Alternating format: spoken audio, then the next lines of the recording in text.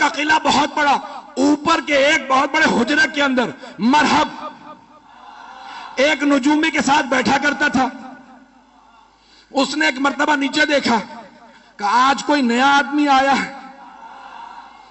ایک مرتبہ جناب امیر نے، ہاتھ میں علم تھا، علم ایک لوہے کی سلاخ میں تھا، مولا نے علم اکھاڑا، پتھر کے اندر گاڑا، پتھر میں علم گاڑا۔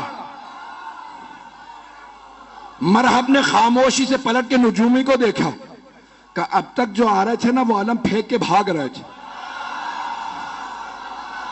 اس کا مزاج کچھ اور ہے، توجہ، کہ اس کا مزاج کچھ اور ہے، اس نے پتھر میں علم گاڑ دیا۔ نجومی نے کہا پریشان ہونے کی بات نہیں ہے، ایک برج ہے، جب وہ اس ستارے کے سامنے آتا ہے نا تو لوہے کے لیے پتھر موم ہو جاتا۔ کمال اس کا نہیں ہے، اس برج کا ہے، وہ اس ستارے کے سامنے ہے، اس لیے لوہے کے لیے پتھر موم ہو چکا ہے۔ مرحب نے دوبارہ پلٹ کے دیکھا، امامت کے کانوں نے سنا، میرے مولا نے علم اٹھاڑا، پھر علم گاڑا، پھر علم اٹھاڑا، پھر علم گاڑا۔ جب 9 مرتبہ گلے میں مولا نے 9 مرتبہ 7 یا 9 مرتبہ علم اکھاڑا اور پتھر کے اندر گاڑا، الگ پتھر میں گاڑا۔ اب ایک مرتبہ نجومی نے کہا خبردار اس سے نہ لڑنا۔ کہا کیوں؟ ابھی تو تم نے کہا تھا کہ کمال اس کا نہیں ہے۔ وہ برج جب ستارے کے سامنے آ جائے تو لوہے کے لیے پتھر موم ہو جاتا ہے۔ کہا نہیں، کمال اس کا ہے۔ کہا کیسے؟ کہا جب یہ علم اٹھاڑتا ہے برج ستارے کے سامنے سے ہٹ جاتا ہے، جب یہ دوبارہ گاڑتا ہے برج واپس آتا ہے، یہ زمین پہ بیٹھ کے ستارے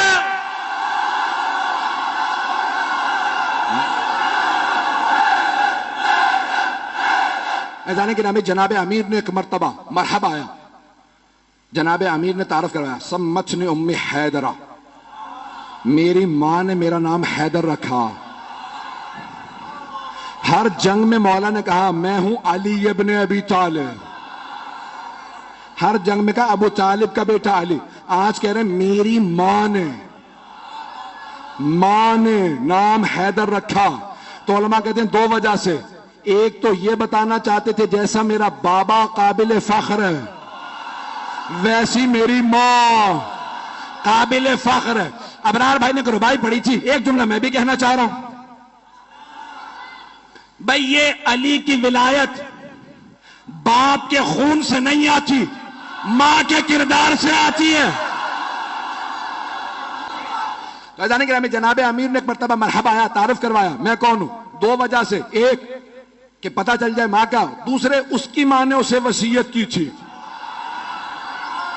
سارے بھائیوں کو وصیت کی تھی، مجھے کسی نجومی نے زائچہ بنا کے بتایا تھا تیرے شیر جیسے بیٹے ہوں گے، جس سے ٹکرا جائیں گے مار دیں گے، بس بیٹوں سے کہنا حیدر نامی آدمی سے نہ لڑے۔ جیسے ہی مولا نے کہا سمتنی امی حیدرہ، میری ماں نے نام حیدر رکھا۔ حیدر کہتے ہیں حملہ کرتے ہوئے شیر کو، حملہ کرتا ہوا شیر۔ اب اس نے سن تو لیا، کہ اچھا میری بھی ماں نے کہا تھا حیدر سے نہ لڑنا، یہ وہی حیدر تو نہیں، سمجھ بھی گیا۔ اچھا جب مرحم مارا گیا نا، یعنی تمام مسلمانوں نے لکھا کہ مولا نے اس کو دعوت دی، ٹھیک ہے تو سمجھتا ہے اسلام کی دعوت دیتا ہوں، نہیں مسلمان ہوا، کہ ٹھیک ہے دعوت ہے حملہ کر۔ بہت قداور تھا، بہت طاقتور تھا۔ اب جو لوگوں نے فلمیں ڈرامے بنا دی ہیں مرحب کے اوپر، میں نے دیکھا تو میں نے کسی کو اعتراض لکھ کے بھیجا، بھئی آپ نے یہ کیا بنایا، یہ مرحب کا اس زمانے کا مرحبات کہاں سے لے کے آؤں؟ جیسا ملا میں نے ویسا بنا دیا، پتہ نہیں لوگ ہیں یا نہیں۔ تو میں نے کہا بھئی ایک عام صاحب تو نے بنایا، اس کا قد اور یہ وہ تو بہرحال یہ مرحب آیا۔ ایک مرتبہ آنے کے بعد جناب امیر کے سامنے اس نے تلوار کھینچی، حملہ کیا۔ مولا نے تلوار سے نہیں، ہاتھ سے اٹھا کے پھینکا،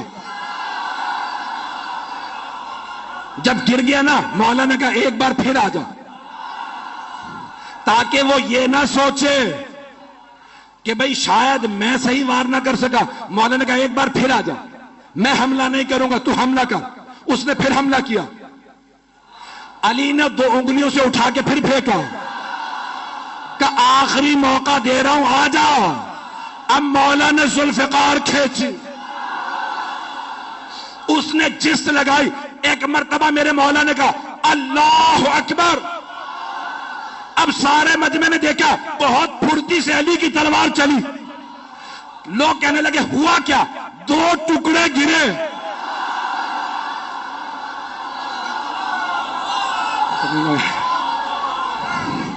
حارث آیا، انتر آیا، دیکھ چکے تھے مرحب کا کیا ہوا، پھر بھی بھاگے نہیں۔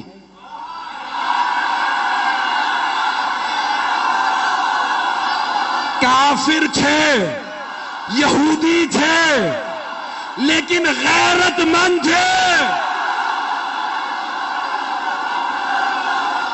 جناب امیر المؤمنین نے جب مرحب، حارث اور انتر کو مار دیا تو اب ساری کی ساری فوج نے کہا دروازے بند کر دو، کہا لاشیں تو اٹھا لو۔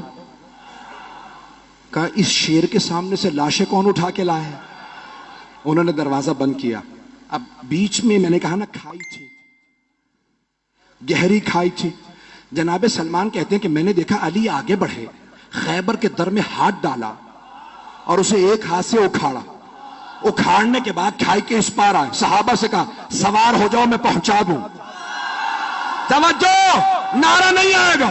مولا نے خیبر کا در اکھاڑا، سب کو کہا سوار ہو جاؤ، اس پار لے گئے، پھر آئے۔